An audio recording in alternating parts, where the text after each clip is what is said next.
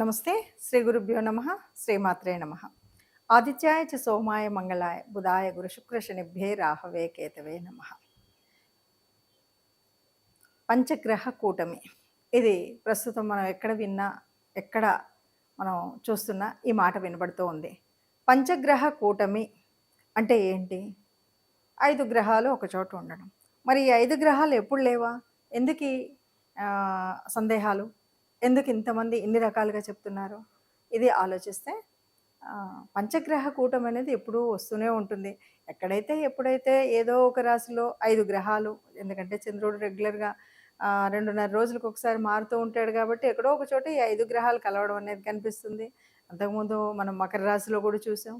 అయినా మరి ఇప్పుడు ఎక్కడ చూసినా ఈ పంచగ్రహ కూటమి రాబోతుంది. దీనివల్ల నష్టాలున్నాయి, కష్టాలున్నాయని చాలామంది మనం వింటూ ఉన్నాం.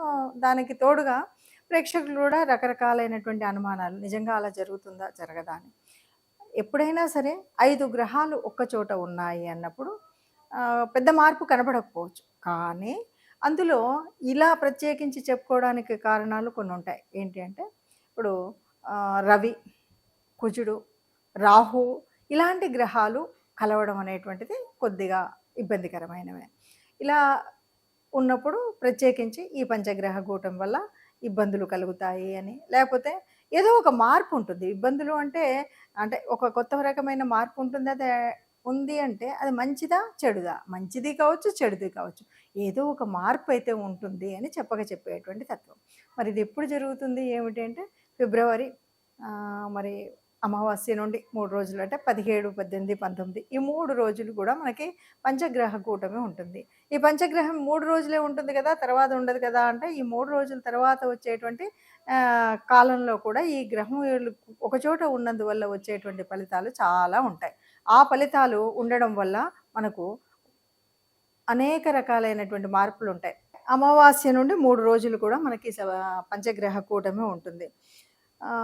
ఈ పంచగ్రహ కూటమి ఒక్కొక్కసారి మనకు కొన్ని రకాలైనవి ఏంటి అంటే ఇందులో ముఖ్యంగా రవి, శనులు వీళ్ళిద్దరు కూడా సమసప్తకాల్లో ఉండడం అనేటువంటిది ఇదొక కొంత మార్పు.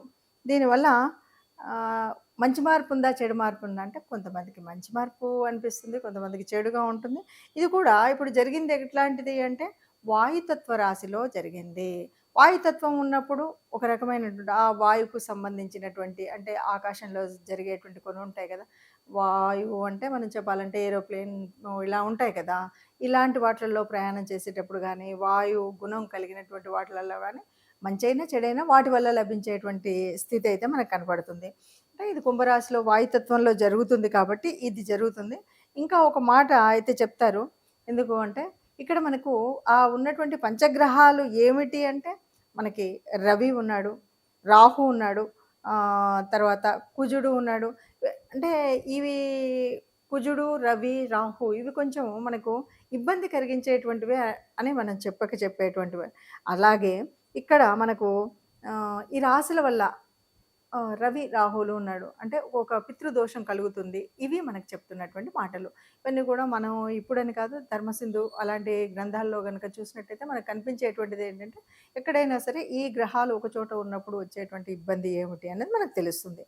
సరే, ఇది ఏది ఏమైనా ఇది ఒకేసారి ఒకే చోట ఒకేలాగా ఉంటుందా? ఇది అన్ని రాశులకు, ద్వాదశ రాశులకు ఒకేలాగా ఉంటుందా అంటే ఇది ఒక్కొక్క రాశికి ఒక్కొక్క లాగా కనిపిస్తుంది. అందులో కొన్ని బాగా మంచిగా అనిపించేవి ఉండొచ్చు, అంటే చాలా బాగుంది ఈ టైంలో మాకు అనేలాగా ఉండొచ్చు. కొంతమందికి యథావిధిగా ఉంది, ఇంతకుముందు ఎలా ఉందో ఇప్పుడు ఇలాగే ఉంది అనిపించవచ్చు. మరికొంతమందికి చాలా కష్టతరంగా, క్లిష్టతరంగా ఉంది అన్నట్టుగా ఉండొచ్చు. మరి ఈ తేడాలు ఎలా ఉన్నాయి, ఎవరికి ఎలా ఉంటాయో ఒక్కొక్క రాశికి మనం అంటే ద్వాదశ రాశుల వారికి ఎలా ఉన్నాయో చూద్దాం. తదుపరి రాశి వృశ్చిక రాశి. వృశ్చిక రాశి వారికి వచ్చేసరికి 4వ స్థానంలోకి వస్తుంది. 4వ స్థానంలోకి వస్తే ఇప్పుడు ఇక్కడ 4వ స్థానంలో ఎవరెవరు ఉన్నారు పంచగ్రహ కూటంలో? ఒకవైపు రాహు ఉన్నాడు, ఒక రవి ఉన్నాడు, కుజుడు ఉన్నాడు. ఈ 3 గ్రహాలు అనగానే మనకు బాగా తెలుసు ఇవి ఏం గ్రహాలని చెప్తాము. ఇవేమి మన అదృష్టాన్ని తెచ్చేటువంటి గ్రహాలు కావు కదా.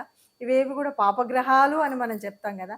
ఈ 3 పాపగ్రహాలు కనుక 4వ స్థానంలో ఉంటే ఎట్లా ఉంటుంది? అర్ధాష్టమ రాహు, అర్ధాష్టమ రవి, అర్ధాష్టమ కుజ దోషాలు అయితే ఉన్నాయి.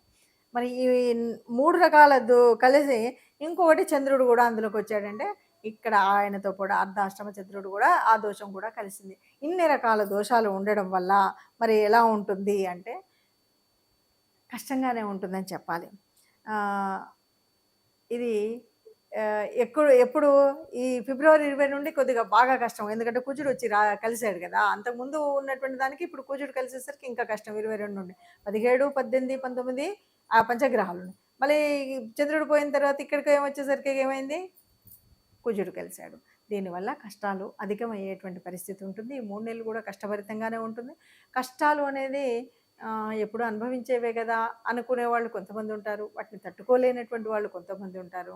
కానీ ఏది ఏమన్నా సరే ఎట్లాంటి కష్టాన్నైనా తీర్చేటువంటి వాడు భగవంతుడని, ఏ గ్రహానికైనా అనుగ్రహం పొందడానికి కొంత మనం చేసేటువంటి పరిహారాలు పనికొస్తాయని నమ్మకంతో ఉన్నటువంటి వారికి ఈ కష్టాలు ఏవి కష్టంగా అనిపించకుండా ఉంటాయి.